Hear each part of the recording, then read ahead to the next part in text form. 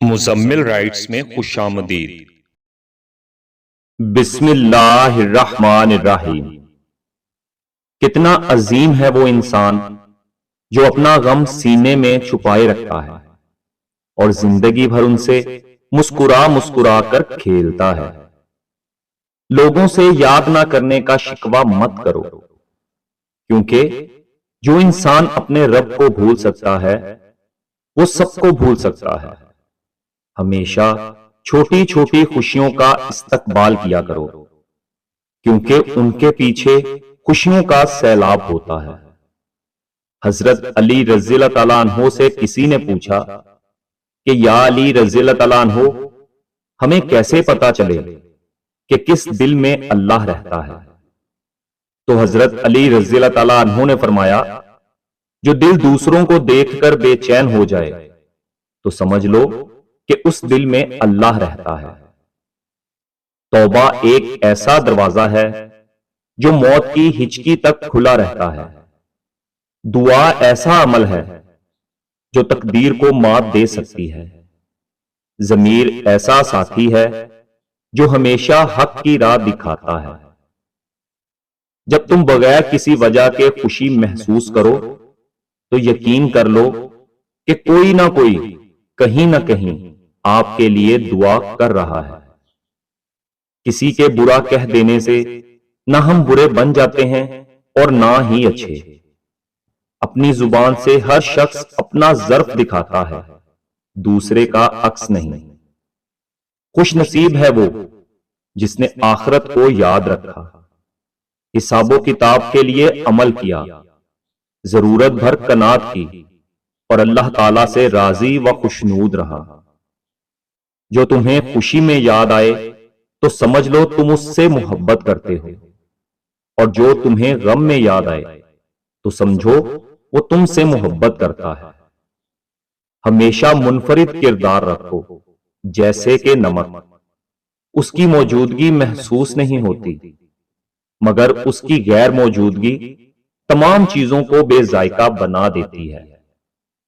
کسی کا عیب تلاش کرنے والے کی مثال اس مکھی کی سی ہے جو سارا خوبصورت جسم چھوڑ کر زخم پر بیٹھتی ہے۔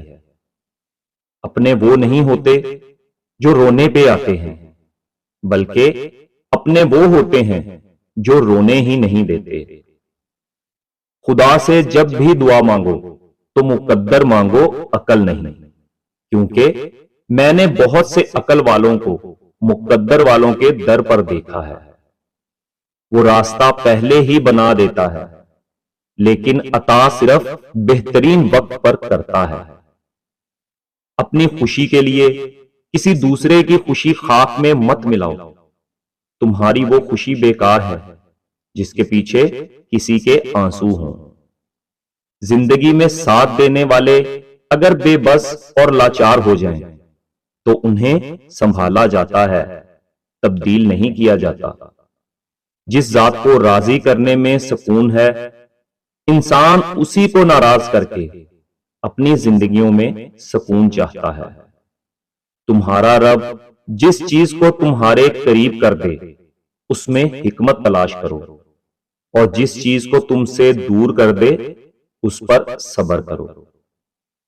دنیا تو صرف گزرنے کا گھر ہے اور آخرت رہنے کا مقام۔ پس گزرنے کی جگہ سے رہنے کے مقام کے لیے توشہ تیار کر لو، اور اس رب علیم کے سامنے اپنی پردہ دری نہ کراؤ جو تمہارے پوشیدہ بھیدوں کو جانتا ہے۔ تم اچھا کرو اور زمانہ تم کو برا سمجھے، یہ تمہارے حق میں بہتر ہے، بجائے اس کے کہ تم برا کرو اور زمانہ تم کو اچھا سمجھے۔ صبر کی دو صورتیں ہوتی ہیں، جو ناپسند ہو اسے برداشت کرنا، اور جو پسند ہو اس کا انتظار کرنا۔ حضرت علی رضی اللہ تعالیٰ عنہ نے فرمایا، کوئی تمہارا دل دکھائے تو ناراض مت ہونا، کیونکہ قدرت کا قانون ہے کہ جس درخت کا پھل زیادہ میٹھا ہوتا ہے لوگ پتھر بھی اسی کو مارتے ہیں۔ جس سے محبت کی جائے اس سے مقابلہ نہیں کیا جاتا، کسی کو پا لینا محبت نہیں، بلکہ کسی کے دل میں جگہ بنا لینا محبت ہے۔ جس نے رب کے لیے جھکنا سیکھ لیا وہی علم والا ہے، کیونکہ علم والے کی پہچان عاجزی ہے اور جاہل کی پہچان تکبر ہے۔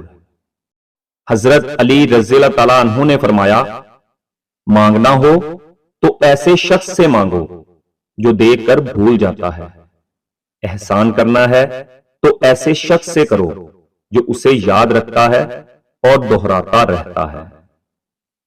وہ نیک کام جس میں اللہ کی رضا مقصود نہ ہو وہ ریاکاری ہے اور اس کا پھل عذاب میں گرفتاری ہے۔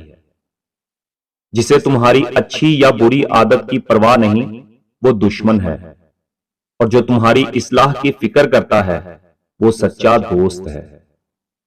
مجھے مایوس ہونے والے شخص پر تعجب ہوتا ہے جبکہ اس کے پاس استغفار کی قوت موجود ہو۔ صرف پیسہ ہی رزق نہیں، علم، عقل، ذہن، چہرہ، اولاد، ادب، اخلاق، مخلص اور ہمدرد دوست بھی بہترین رزق میں شامل ہیں۔ اس لیے ہر وقت پاک پروردگار کا شکر بجا لاتے رہو۔ جو ہمارے حق میں بہتر ہے ہمیں وہی عطا کرنا اے خدا، ہم تو پاگل ہیں، کچھ بھی مانگ لیتے ہیں۔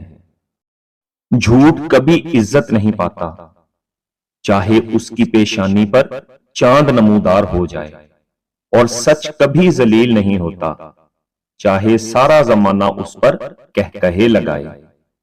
مصیبتیں ہم کو بیدار کرنے کے لیے آتی ہیں، پریشان کرنے کے لیے نہیں۔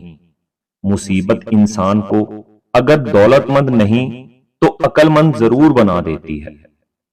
کوئی تم سے بھلائی کی امید رکھے تو اسے مایوس مت کرو، کیونکہ لوگوں کی ضروریات کا تم سے وابستہ ہونا تم پر اللہ کی عنایت ہے۔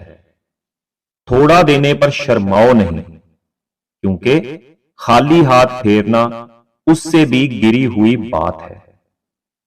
یہ انسان تعجب کے قابل ہے کہ وہ چربی سے دیکھتا ہے، گوشت کے لوتھڑے سے بولتا ہے، ہڈی سے سنتا ہے اور سوراخ سے سانس لیتا ہے۔ مصیبت میں ہو تو کبھی یہ نہ سوچو کہ کون سا دوست کام آئے گا، بلکہ یہ سوچو کہ اب کون سا دوست چھوڑ کر جائے گا۔